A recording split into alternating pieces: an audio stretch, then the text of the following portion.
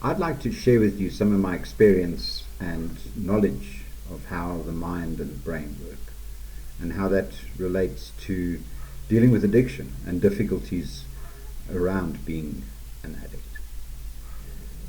We've all heard about people that walk on coals, right?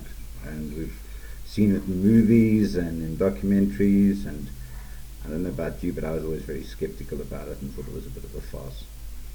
Until such time as towards the end of last year, in about November, I went to a conference, and the last night of the conference we got to walk on coals. It's quite interesting because you're standing around and everybody's chanting cold as ice, cold as ice, cold as ice, and you watch as these guys take these shovels and they shovel coals from a fire onto the ground, and you watch them do this. And then you stand in line and you watch as other people walk across these coals saying cold as ice, cold as ice, cold as ice. And you become less and less skeptical, and you get to the front and there's people behind you and you figure, now you've got to do this thing, right?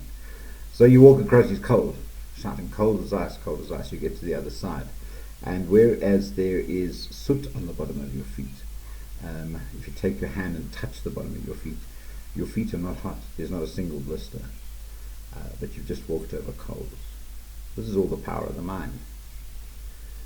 And in my experience through coaching and through learning NLP and understanding the processes of the mind, it got me thinking that if the mind is that powerful, that it can take you walking over coals, how can this apply and assist one as an addict?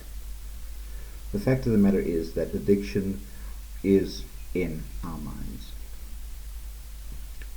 It has been proven that drugs are out of your system within a few days. Heroin, coke, MDMA are out of your system within 3 or 4 days. Marijuana, out of your system within 7 days. Alcohol, 7 days.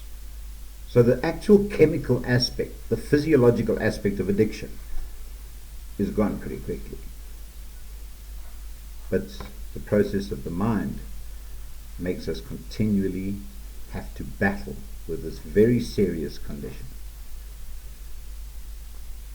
From my experience and from applying what I've learned to myself, I have found a way that within a fairly reasonable amount of time, as far as addiction goes, I can quite honestly say right now that I have beaten this aspect of addiction.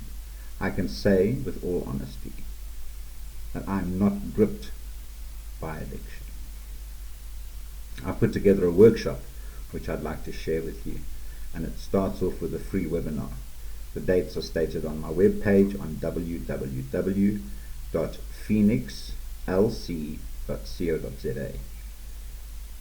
Join me on the free webinar and see if I can be of assistance to you.